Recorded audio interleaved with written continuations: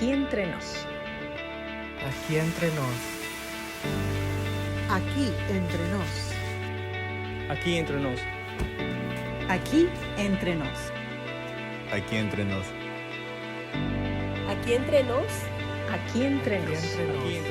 Aquí entre nos. Aquí entre nos. Y ahora estamos aquí entre nos con Julio César Labrador.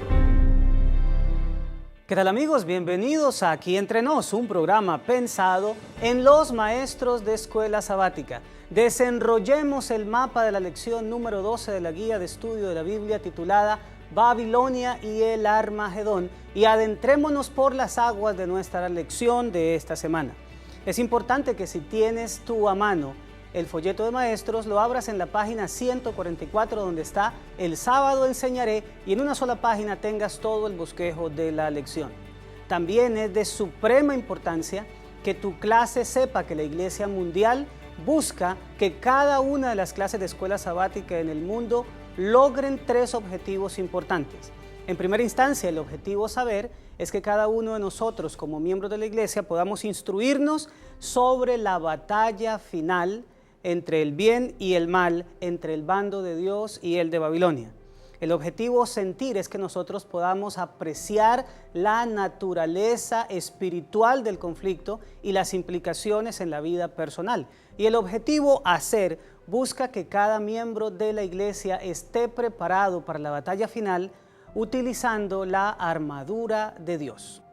Vayamos ahora al ciclo del aprendizaje y enfaticemos el texto destacado que es Efesios capítulo 6, versículos 10 al 18, la armadura de Dios. Aunque este texto no se encuentra en la lección normal del alumno, sí para nosotros como maestro va a ser fundamental porque mediante él nosotros podemos decirle a nuestros miembros cómo poder enfrentar el Armagedón final. Ahora comencemos con la sección motiva. ¿Por qué esta lección es importante para mí? Y también nos va a ayudar muchísimo para introducirla a nuestros miembros.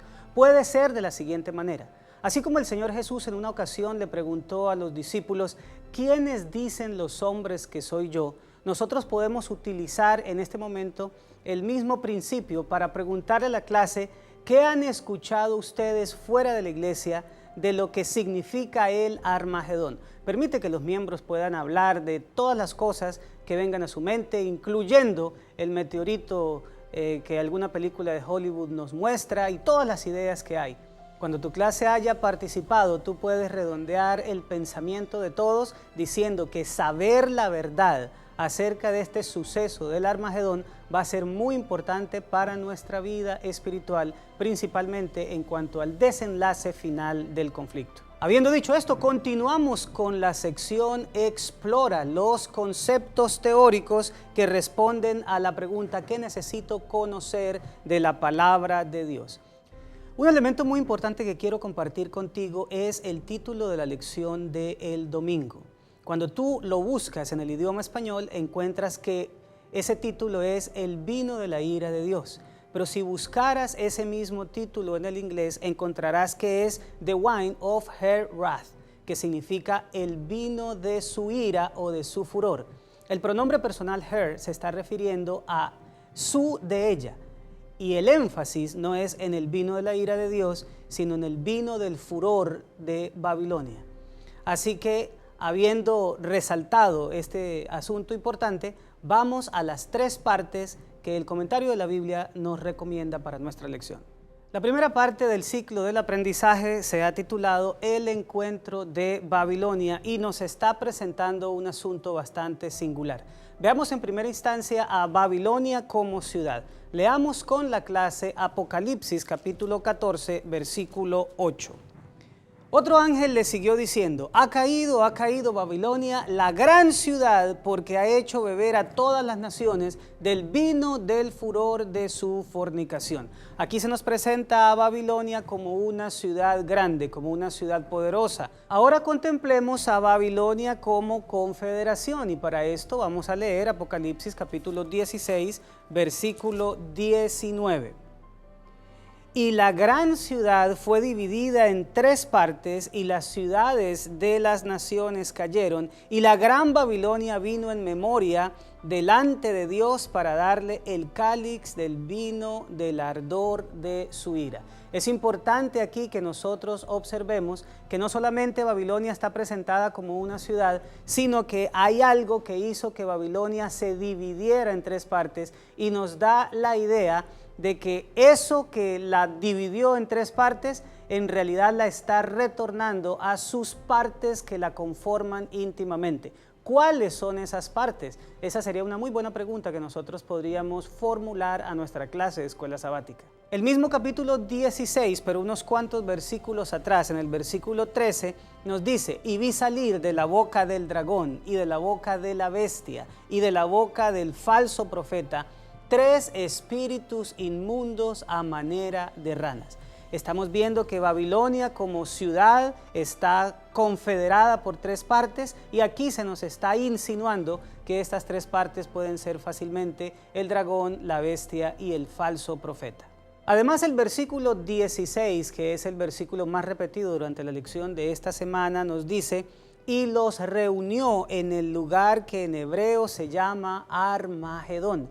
Noten ustedes que se nos está diciendo que el dragón, la bestia, el falso profeta, emiten 3 espíritus inmundos a manera de ranas. Dice que son espíritus de demonios y que van a los reyes de la tierra. Y ahora dice: y los reunió. La lógica nos lleva a pensar que la manera gramatical de decir es los reunieron, porque fueron los 3 espíritus inmundos a manera de rana. Pero aquí dice los reunió y se usa el singular. ¿Quién los reunió? Pues la confederación babilónica que envía a los 3 espíritus inmundos.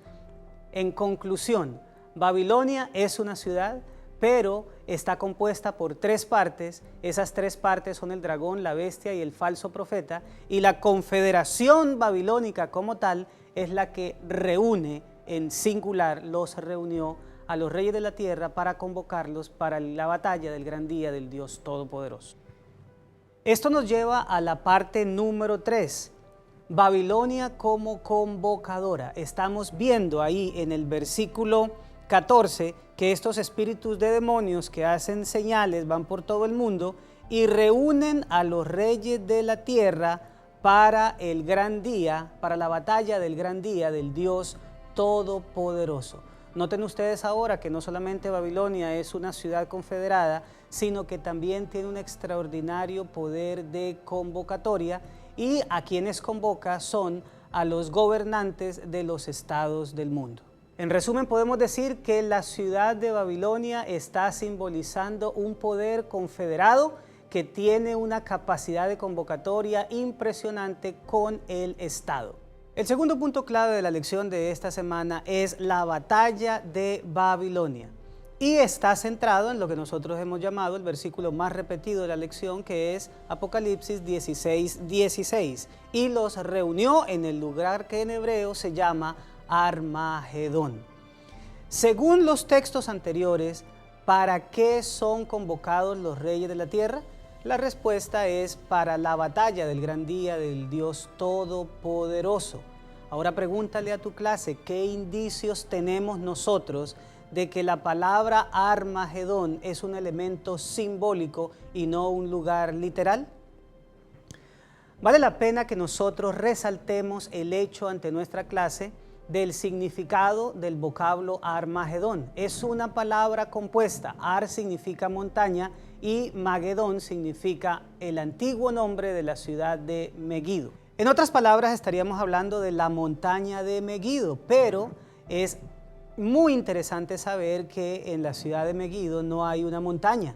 La montaña más cercana que tenemos a esa región geográfica es el Monte Carmelo, y allí se libró una de las batallas más fuertes que haya habido en el gran conflicto. Se trata de Elías y los profetas de Baal. El pueblo estaba claudicando entre 2 pensamientos, pero cuando Elías propone que se hagan 2 altares y que el Dios que responda con fuego del cielo, ese es el Dios, como resultado de ese desafío, descendió fuego del cielo sobre el sacrificio de Elías, y el pueblo dijo, Jehová es el Dios, es decir, Hashem es Elohim. Basados en esto, el pueblo de Dios pudo comprender de manera diáfana que Jehová era el Dios y no Baal. Ahora, nosotros tenemos en el escenario apocalíptico esa trilogía de Acab, Jezabel y los profetas de Baal. Aquí tenemos el dragón, la bestia y el falso profeta. La diferencia entre el acontecimiento apocalíptico y el acontecimiento sobre el Monte Carmelo es que en el tiempo de Elías los profetas de Baal no pudieron hacer descender fuego del cielo a la tierra. Lean con la clase Apocalipsis 13:13, que está hablando de la segunda bestia que surge de la tierra. También hace grandes señales, de tal manera que aún hace descender fuego del cielo a la tierra delante de los hombres. Estamos contemplando en este caso que, a diferencia de los profetas de Baal, el falso profeta o la segunda bestia que surge de la tierra sí puede hacer descender fuego del cielo, que lo que nos da a entender que la naturaleza del conflicto del tiempo final es sumamente delicada. Pero así como el Señor triunfó en el Monte Carmelo, así también nuestro Señor triunfará sobre la Babilonia del tiempo del fin. Con esto en mente, pasemos al punto número 3, que se titula La caída de Babilonia. La imagen principal de este cuadro data de la época en que la Babilonia de Belsasar cayó en manos del rey persa Ciro. Según historiadores como Heródoto, el cauce del río Éufrates fue cambiado por Ciro y su ejército, lo que consiguió que el lecho del río se convirtiera en un camino para que el ejército de Ciro pudiera tomar Babilonia. Si nosotros leemos en Apocalipsis capítulo 16, encontramos una alusión a la misma figura. Leamos Apocalipsis 16:12. El sexto ángel derramó su copa sobre el gran río Éufrates y el agua de éste se secó para que estuviese preparado el camino para los reyes del oriente. Y el versículo 19 nos muestra el juicio de Babilonia. Y la gran ciudad fue dividida en 3 partes, y las ciudades de las naciones cayeron, y la gran Babilonia vino en memoria delante de Dios para darle el cáliz del vino del ardor de su ira. En este aspecto se nos está mostrando de manera clara que, así como en ocasión de la caída de la Babilonia de Belsasar, en ocasión final de la historia de este mundo, la Babilonia espiritual también caerá. ¿Qué significa que el agua del río se haya secado? Muy sencillo, recordemos que las aguas simbolizan multitudes, y cuando se secan las aguas es que el apoyo que las multitudes le habían dado a Babilonia se va a acabar, lo que hace entonces que se prepara el camino para el juicio de Babilonia por parte de nuestro Señor Jesucristo. Debemos entender de manera clara que un estudio de estas dimensiones es muy difícil realizarlo en nuestra escuela sabática porque el tiempo es muy limitado. Sin embargo, yo quiero resaltar el hecho de que nuestra preocupación principal como maestros es que la clase pueda participar, y para eso nosotros utilizamos la sección Aplica, que responde a la pregunta: ¿cómo puedo aplicar a mi vida lo que he aprendido de la palabra de Dios? La participación, lo hemos dicho en muchas ocasiones, se hace mediante preguntas abiertas, y aquí les tengo 5, pero por supuesto ustedes nada más tienen estas preguntas para que posean un abanico de posibilidades. Hay algunas otras preguntas que tú como maestro también puedes sugerir que a lo mejor serán mucho más efectivas a la hora de alcanzar la participación de nuestra clase. Muy bien, la primera pregunta es: la idea de un Armagedón literal, ¿cómo nos distrae en el último tiempo del significado real de Apocalipsis 16? La segunda pregunta es: ¿por qué se usa la expresión en pasado, ha caído Babilonia, para referirse a un evento del futuro?